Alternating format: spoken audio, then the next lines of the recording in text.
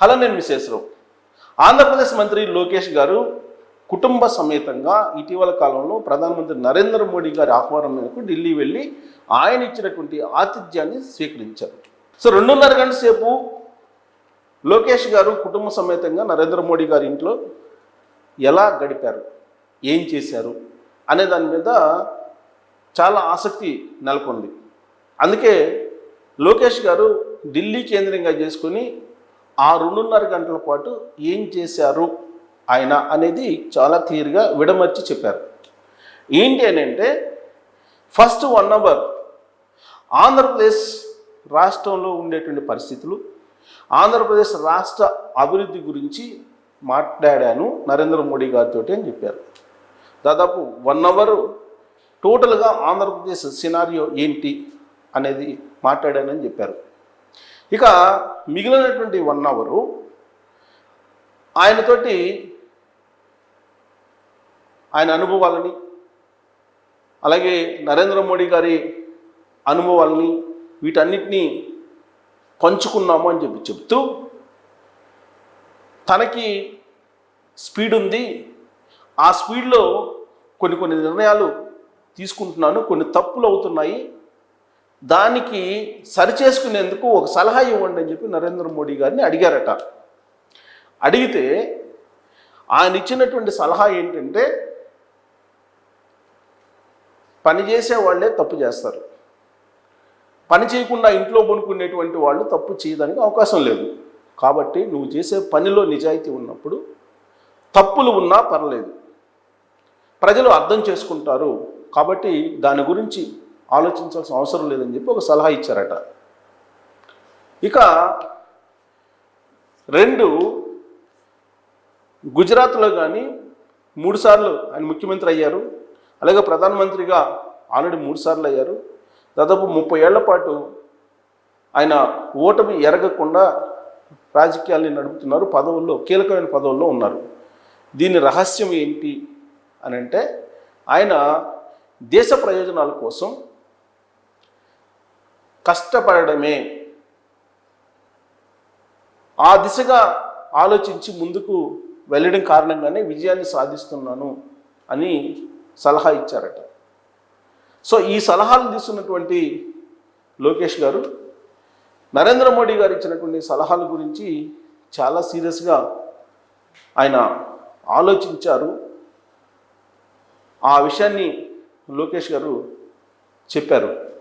అలాగే ఇంకొక విషయాన్ని కూడా చెప్పారట.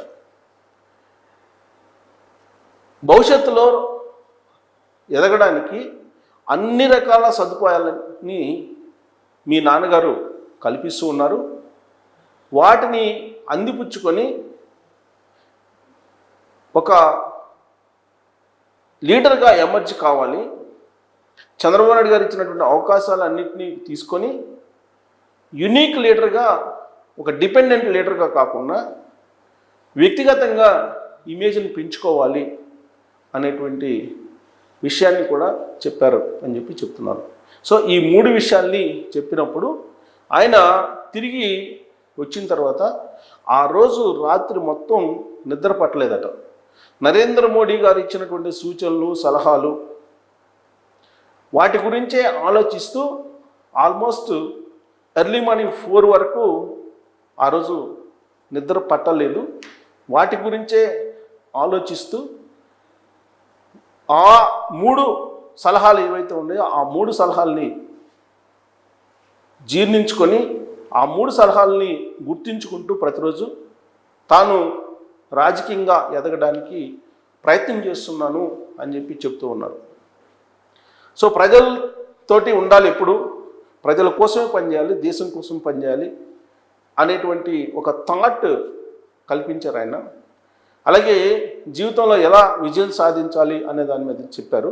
సో ఆ 3 సలహాల మీద చాలా దీర్ఘంగా ఆలోచించాను, అందుకే ఆ రోజు రాత్రి మొత్తం కూడా నిద్ర పట్టలేదు, ఎర్లీ మార్నింగ్ 4 వరకు కూడా అని చెప్పి ఆయన ఢిల్లీ మీడియాతోటి పంచుకున్నారు ఆయన అనుభవాలని నరేంద్ర మోడీ గారితో ఆ 2.5 గంటల పాటు ఉన్నప్పుడు. ఆయన ఇచ్చినటువంటి ఆతిథ్యం కూడా అద్భుతంగా ఉంది. ప్రేమ, అనురాగం, ఆప్యాయత అనేది చాలా క్లియర్గా ఆయనలో కనిపించింది. యాక్చువల్గా ఆయన ఎన్నికలకు ముందు రాజమండ్రిలో సభ పెట్టినప్పుడు ఎన్ని గెలుస్తారు ఎంపీలు అన్నప్పుడు 22 మంది ఎంపీలను గెలిచే అవకాశం ఉంది అని చెప్పి లోకేష్ గారు చెప్పారట నరేంద్ర మోడీ గారికి. అన్ని గెలవగలమా అని చెప్పేసి అన్నారట నరేంద్ర మోడీ గారు. ఆ తర్వాత ప్రమాణ స్వీకారోత్సవానికి వచ్చారు. చంద్రబాబు గారు ప్రమాణ స్వీకారం జరిగింది కదా ముఖ్యమంత్రిగా.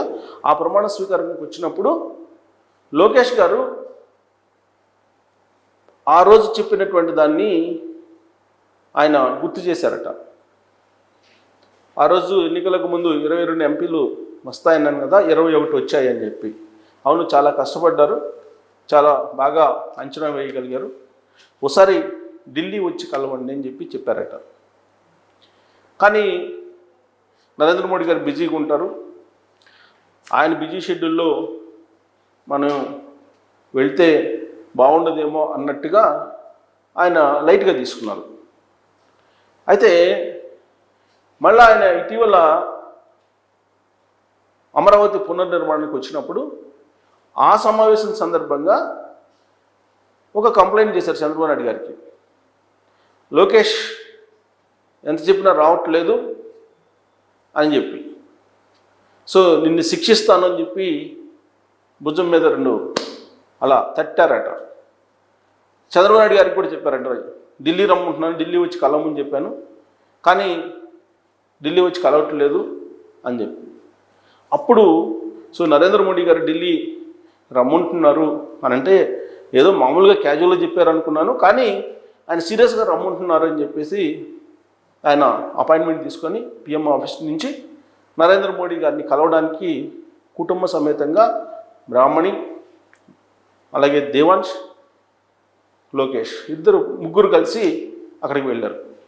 వెళ్ళి నరేంద్ర మోడీ గారి యొక్క ఆతిథ్యాన్ని స్వీకరించారు. ఆ ఆతిథ్యాన్ని స్వీకరించడం కానీ, నరేంద్ర మోడీ గారు చూపినటువంటి ఆప్యాయత కానీ, నరేంద్ర మోడీ గారు ఇచ్చినటువంటి సలహాలు సూచనలు కానీ మరువలేనివి అని చెప్పి లోకేష్ గారు వివరించి ఢిల్లీ మీడియాలో చెప్పారు. ఢిల్లీకి 2 రోజులు టూర్కి వెళ్ళారు. ఆయన వెళ్ళినటువంటి సందర్భంగా గురువారం రోజు మీడియాతో మాట్లాడారు ఢిల్లీలో. అక్కడ ఉండేటువంటి జర్నలిస్టులు నరేంద్ర మోడీ గారితో మీరు విందులో పాల్గొన్నారు కదా, ఆతిథ్యం తీసుకున్నారు కదా, మరి 2.5 గంటల పాటు ఏం చేశారు అనేది ఇప్పటివరకు మీరు ఎక్కడా చెప్పలేదు, అందరికీ ఆసక్తిగా ఉంది ఆ 2.5 గంటల పాటు ఏం మాట్లాడుకున్నారు, ఎలా జరిగింది అనే దాని మీద అని చెప్పి అడిగినప్పుడు ఇవన్నీ చెప్పారట. చెప్తూ ఆయన్ని కలిసి వచ్చిన తర్వాత, ఆయనతో మాట్లాడిన తర్వాత, ఆయన ఇచ్చినటువంటి సూచనలు సలహాలు తీసుకున్న తర్వాత వాటి గురించి ఆలోచిస్తూ ఆ రాత్రి మొత్తం నిద్రపట్టలేదు, ఎక్కువ 4 వరకు నాకు అనేటువంటి విషయాన్ని చెప్తూ నరేంద్ర మోడీ గారు ఇచ్చినటువంటి ఆ బూస్టప్ తోటే ఇప్పుడు రాజకీయాల్లో చురుగ్గా ఉంటున్నానని చెప్పి లోకేష్ గారు చెప్పారు. అది ఆ రాత్రి జరిగినటువంటి సంఘటన. సో ఇప్పటివరకు ఉన్నటువంటి ఆసక్తి ఏదైతే ఉందో ఆ ఆసక్తి